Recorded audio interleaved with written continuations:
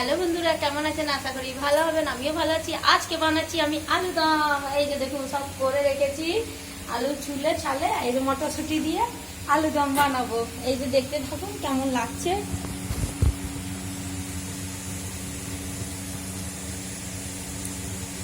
এই যে পাঁচফোড়ন দিয়ে দেবো, তেল দিয়ে দিয়েছি। এই যে পাঁচফোড়ন দেবো। এতে পাঁচফোড়ন একটু বেশি করে দিলাম, বেশ ভালো লাগে। হ্যাঁ, তারপরে পেঁয়াজটা কেটে নেব তাড়াতাড়ি করে, কেন পাঁচফোড়নটা পুড়ে যাবে, তখন অসুবিধা হবে। এই রে, পুড়ে পড়েছে। যা, তাড়াহুড়ি করলে এই হচ্ছে সমস্যা। সব থেকে বড় সমস্যা হচ্ছে এইটা। তুলিয়ে নিয়ে এগুলো কি হয়েছে, এই যে দিয়ে দিয়েছি। পেঁয়াজটা একটু ভাজা ভাজা হোক।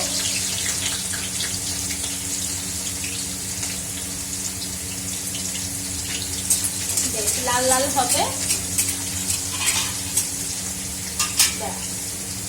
এই যে কাঁচা লঙ্কা রয়েছে সব,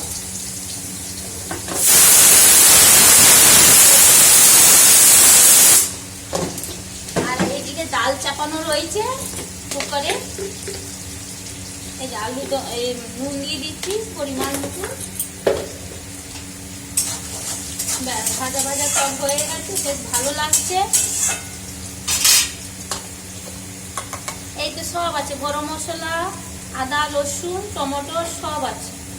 এই যে দিয়ে দেবো আস্তে করে, যেন ভাজা ভাজাটা হবে।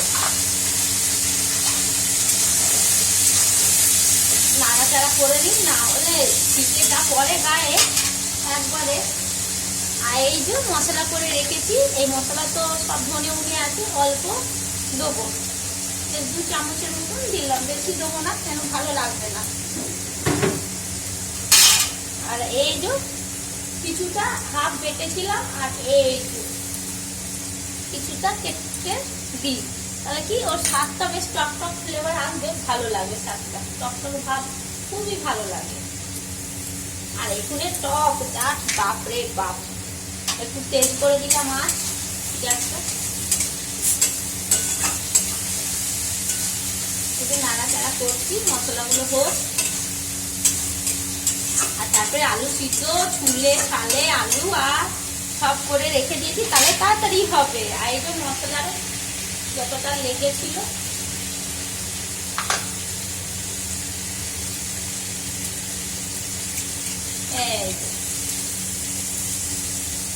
সব দিয়ে দেবো, সমান জল দিয়ে দেবো সামান্য। এই যে এইটুকু জল দিয়ে দেবো, ব্যাস।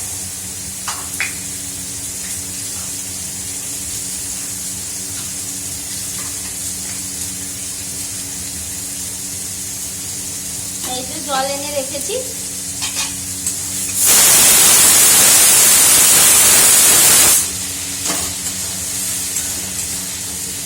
আর তারপরে কি এই যা ছিটে পড়ছে, একটু ঢাকা দিয়ে দিই মশলাটা, তারপরে তাড়াতাড়ি হবে। আর তারপরে এই যে লঙ্কা, কিছুটা লঙ্কা দিই, বেশি দেবো না। লঙ্কা উপর থেকে দিলে না একটা কাঁচা কাঁচা ভাব থাকে, খুবই আমার ভালো লাগে। আপনারা এভাবে খাবেন, দেখবেন মানিয়ে দারুণ লাগে। এদিকে ডালটা হয়ে গেছে, আর 2 সিটি দিলে, ছোলা ডাল আছে তো অল্প, ওর কারণে আমাকে একটু সিটিটা বেশি করে মারতে হবে।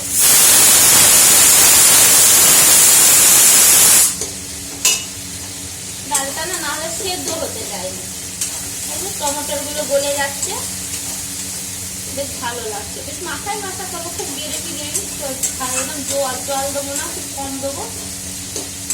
আর যা গরম করছে না, গরম করলে না আমার গলাটা শুকিয়ে যায়, তখন কি হয়, কথা বলতে একটু কষ্ট হয়, তখন গলার মধ্যে এত টান পড়ে। সর্দি হয়েছে, প্রচুর টান পড়ে, ওর কারণে।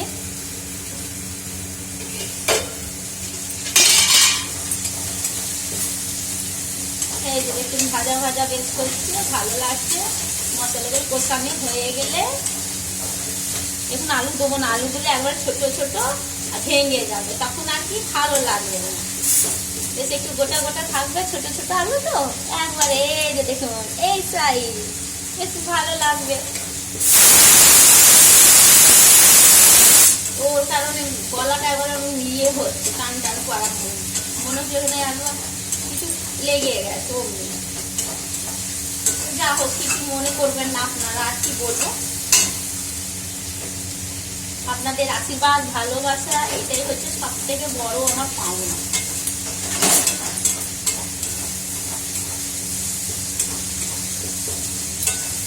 মশলাটা কষা একটু ভালো করে কষিয়ে দিলে বেশ মাখা মাখা হয়ে গেলে ভালো লাগবে।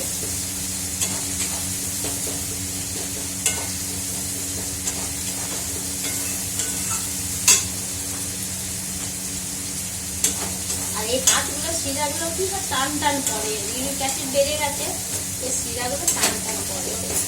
মাঝে যদি খুব অসুস্থ হয়ে যায়, মাঝে ভালো থাকলে সব দিন জীবন তো সমান চলে না, এটাই হচ্ছে কথা। ওই জন্য মাঝে মাঝে ভিডিওটা বন্ধ করে দিতে হয়, মাঝে মাঝে জীবন চলে। যেমন মেয়ে স্কুল চলে গেছে, দিয়ে শর্ট ভিডিও নিয়ে একটু অসুবিধা জানি না কি হবে, সেটা দেখি। এই যে মশলাটা কষিয়ে গেছে, আর ঠিক ছেড়ে দিচ্ছে, একটু একটু ভাজা ভাজা করে নেবো, বেশ ভালো লাগবে। আর এই যে মটরশুঁটি আছে, মটরশুঁটিটাও দিয়ে দেবো। ভাপিয়ে নিয়েছিলাম, না হলে না একটু মটরশুঁটিগুলো গন্ধ ছাড়বে, কারণ খেতে ভালো লাগে না।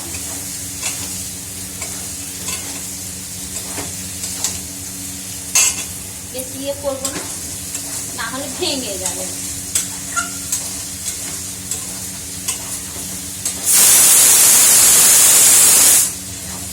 কাপড় দিয়ে না ধরলে কড়াইটা পড়ে যাবার ভয় আছে। আর এক হাতে কড়াইটা চালালে না আমার খাওয়াটা খুব গন্ধনা করে, ওই জন্য কাপড় ন্যাংরা ধরেই করতে হয়, নাহলে কখন চিলিস খাবে ও যাবো না।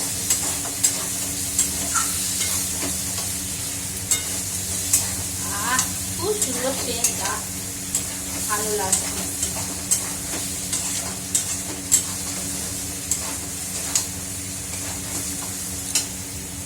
অল্প এই যে জল দিয়ে দেবো, ভাজা হয়ে গেছে, বেশি খেয়ে নিয়ে যাবে। গ্যাসটা একটু ইয়ে করে কম করে দিয়েছি, বেশ অল্প জল দিব, কি মশলাটা ফুটে যাবে। আর ধনে পাতা নাই, আপনার দাদা বাজার করিনি, কেন মেয়ের স্কুল হয়ে যায় আর গরম পড়ে গেছে, তখন বাজার করতে অসুবিধা। এক সপ্তাহ বাজার চলে, একদিন করে, এক সপ্তাহ এই আস্তে আস্তে করে ফুটবে, বেশ চাপা দিয়ে দেবো ঢাকা। এই যে আপনাদেরকে দেখায় কেমন আমার আলু দম হয়েছে, এই যে দেখুন আস্তে আস্তে ফুটছে, বেশ ফুটুক, বেশ ভালো লাগছে। বেশ টাটা, রাখছি, সবাই ভালো থাকবেন, সুস্থ থাকবেন।